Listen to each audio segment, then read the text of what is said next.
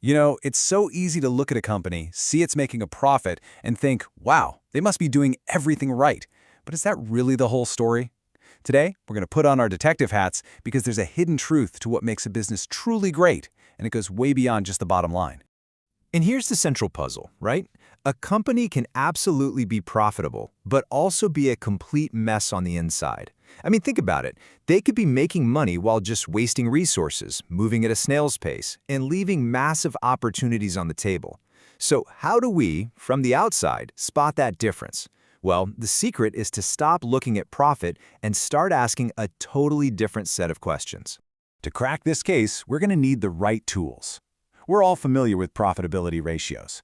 They answer a pretty simple question. Is the firm earning money?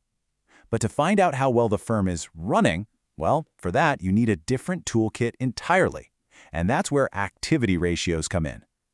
Think of these as our financial magnifying glass, letting us zoom in on pure, raw operational efficiency.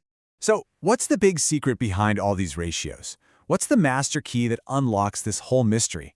It actually all boils down to one incredibly simple but really powerful idea. And that idea is speed.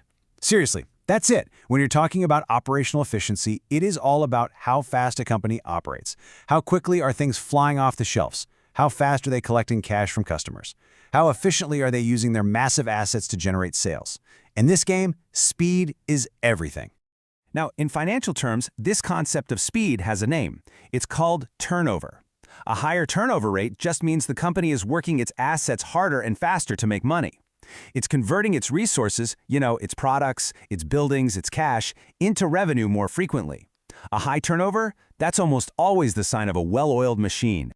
Okay, so we've got our core clue, speed. Now, let's actually start the investigation.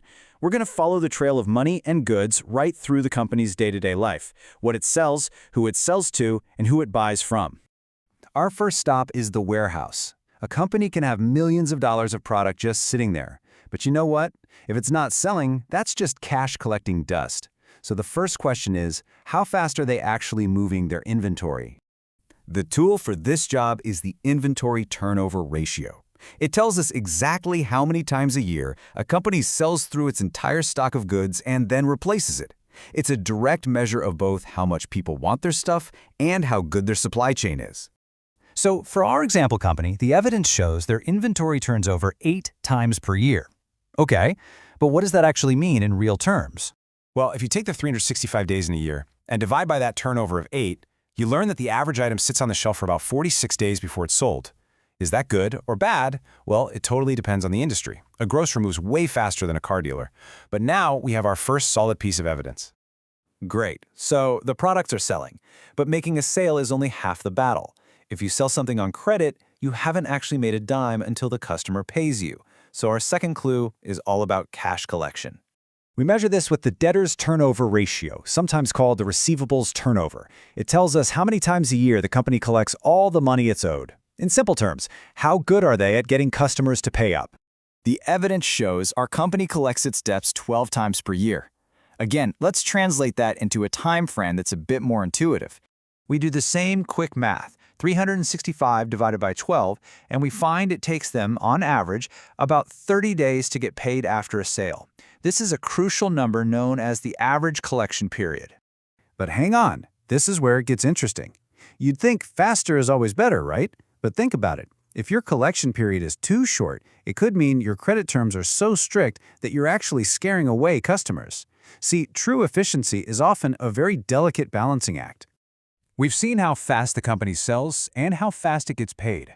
Now for the final clue in this part of our investigation. We flip the script. How fast does it pay its own bills to its suppliers?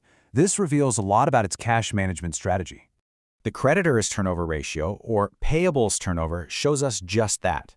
And here, a lower number isn't necessarily a bad thing. It can mean the company is smartly using the credit their suppliers give them as a kind of short-term, interest-free financing. Pretty clever, huh? And in our case, the company pays its suppliers on average every 37 days. Now, this is fascinating. Let's put the pieces together. They get paid by customers in 30 days, but they pay their own suppliers in 37 days. That 7-day difference means they have a positive cash flow cycle. They're getting cash in the door before they have to send it out. That's very, very efficient. So, we've seen the company is really efficient with its daily flow of goods and cash. But the concept of turnover doesn't stop there. Now we need to zoom out and look at the biggest, most expensive items on the books, the long-term assets like factories and machinery. How efficiently is the company using these massive investments to generate sales? This table shows the two main ways we measure this. The fixed assets turnover ratio is like a spotlight, focusing narrowly on just those big long-term investments. In contrast, the total assets turnover ratio is like a floodlight. It gives us a broad, holistic view of how every single asset the company owns is working together to generate revenue. All right, the investigation is complete. We've followed the trail of inventory, we've tracked the flow of cash with customers and suppliers, and we've assessed the use of major assets. It's time to bring all the clues together and deliver our final verdict. Looking at the complete picture, we can see the story of a truly efficient company. The inventory ratios, they reveal stock is moving quickly. The receivables ratios, they show smart credit management. The payables ratios, that shows a savvy supplier strategy. And the asset ratios, they prove the big investments are paying off. Every piece of evidence points to the same conclusion. So here's our verdict. This company isn't just profitable, it's incredibly well run. And that reveals the hidden truth we were looking for. A great business isn't just about the profit it makes, it's about the speed with which it operates every single day, turning all its resources from products on a shelf to entire factories into cash. So I'll leave you with this thought. The next time you analyze a company, whether it's for an investment or just out of curiosity, don't stop at the profit number. Go deeper. Ask the real question, the one that reveals the hidden truth. How fast is it moving?